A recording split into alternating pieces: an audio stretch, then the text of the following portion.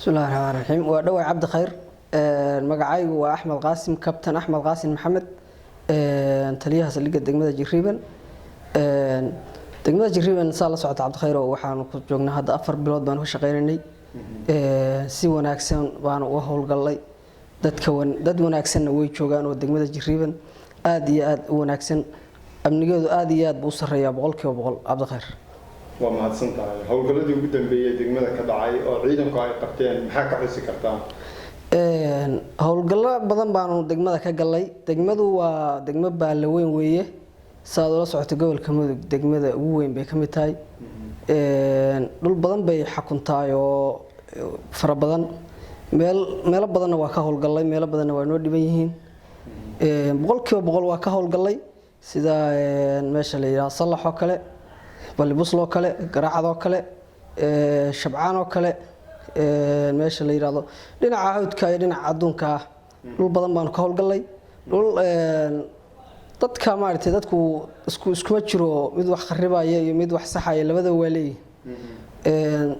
dadka aan ka howlgalay inta badan waa dadka wax kharibaya dadka wax saxaya waa dad wanaagsan oo 100% waa la amaanaa waana soo dhaweeyaa dadka wax khaldaya way dadka aan ka howlgalo waana soo xirxiraa wixii khaldaya oo dhulka joogo laga soo qayliyo dadka deegaanka ka soo qayliyaan la soo xiriiro waana ka soo howlgalaa waana soo xirxiraa dad badan way xirxilayeen hadda oo kiisas badan ku eedeysan saas way Cabdi Khayr waa mahadsan tahay howlgaladaas ciidamadu ay sameeyeen 4 bilood ee la soo dhaafay maxaa guulaha laga gaaray wallahi nagu horta oranayna waxa saan qabanay dadka deegaanka baa amaanteeda leh iyagaana arka waxaan qabanay waxyaalo badan baan si hadaan hadda carabka ay weydiisay oo inaan wax kugu dhufto wax badan baan qabanay aad iyo aad baan dalka dawladnimada waa laga raagsanay meeshan degmo gaari waaya bay iska hayd moogtahay oo siba dawladdu saas ma joogin moogta aad iyo aad baan u qabanay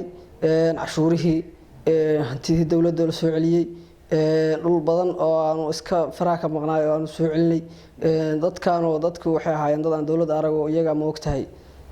ismaamul jiray dad wanaagsan way degmada Jiriban 100% dad aad u wanaagsan way Cabdi Khayr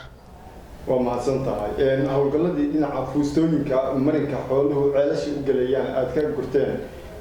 howlgalka balse ka waran Cabdi Khayr saa la socota waa jireen dadkii dhulka danta guud la yiraahdo oo ama wada ceel loo maraha haato ama wada la marayna haato baabuurtu hamadho dad baa jiray iska degay wax ma garataayo iska degay oo fuustooyin ku gurtay oo yiri waxaan ka dhisanaynaa guriyaan ka dhisanaynaa waa dhulkii danta guud loo aqoon jiray haduu dhul dawladeed ahaa iyo haduu wada ceel marin ceel ahaa iyo hadii uu ahaa dhul wado xagaaf ama gaari ama isbitaalka loo maro ama dhulka emergency-ga loo maro oo kale dadka waa ka howlgalay wado dhulka khaldan oo khaladka loo degay oo dhan waa soo burburinay waana la nadiifiyay wixii wax ma garatada ahaana waa la soo xirxiray kiiskoodana lagu qaaday dhulkaasna waa laga howlgalay aad iyo aad baan loo nadiifiyay saas way Cabdi Khayr dhinaca kale waxa jiray howlgallo dhinaca dhulalka dawladda iyo hantida dawladda iyagana aad ka howlgasheen xagee maxaa ugu dambeeyay kiisaska arrimaha la xiriira Cabdi Khayr dhulkaas waa jiray laakiin hadda wax dhul dawladeed la haysto haba u yaraatee ma jiro dhul dawladeed hadda qof shacab ama dhagax dhigtay ama uu rukumeystay ma jiro dhulka waa la burburiyay wixii dawladdu lahayd dawladda dhulkeedii waa la soo celiyay waana la dhisayaa waxna walba la dhisay waxna hadda la dhisayaa dhul maqaan ma jiro sidoo kale waxaan rabaa inaan halkan uga mahad celiyo dadka reer Jiriban meel kasta ha joogan deegaan kasta ha joogan waa dad aad iyo aad u wanaagsan nabadda jecel nagala shaqeeya nabadda wax garadkooda aad iyo aad ugu badan wax ma garatadu waa ku yartahay